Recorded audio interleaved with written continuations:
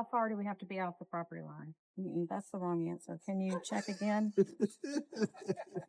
So it's day 2 on this project, and we've already run into a snafu with some of the measurements from the architect. So right now we're trying to figure out where we're going to hide 6 inches to make this thing work, and we might be pushing out the porch on the other side, trying to figure out if we slide this entire plan 6 inches this way, and then the porch would just be sticking out just a little bit past the corner of that house right there. But then there's roof issues that kind of come into that. So meeting of the folks that are way smarter than me going on right there.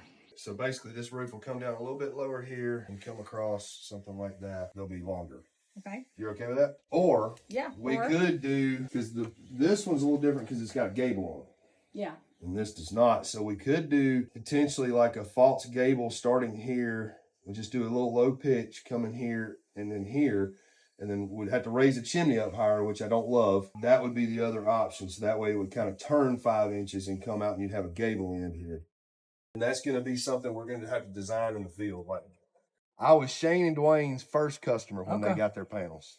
Me and my father-in-law back in 1997. So anyway, basically what we're going to do is just these rafter tails and just come out 5 inches farther and stick out. So just come down and jut out. It'll be pretty much the same. All right, so after a lot of conversation and a lot of looking at the plans, the way this is going to work is that entire addition is going to slide to the right 5 inches, which will ultimately be a little 5-inch jut out right there where that gutter is. Homeowner said she was perfectly fine with that. She didn't care. Of course, the husband said whatever the wife says.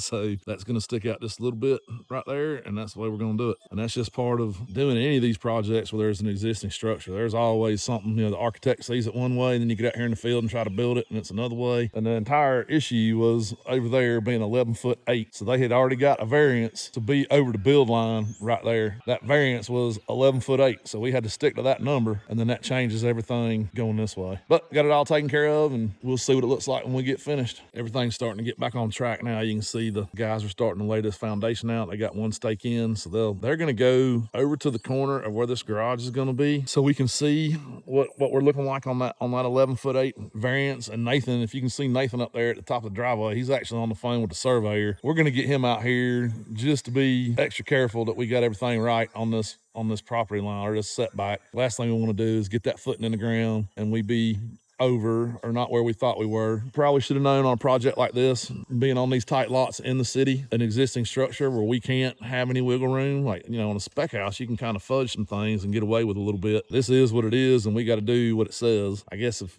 we were to get lucky, then maybe we are inside of that build line and we don't have to use the 5 inches over here like I was talking about earlier. That'd be great. We do that, we're going to buy a lottery ticket. So it's kind of where we are now. Everything's starting to get laid out just to get an idea of what everything looks like.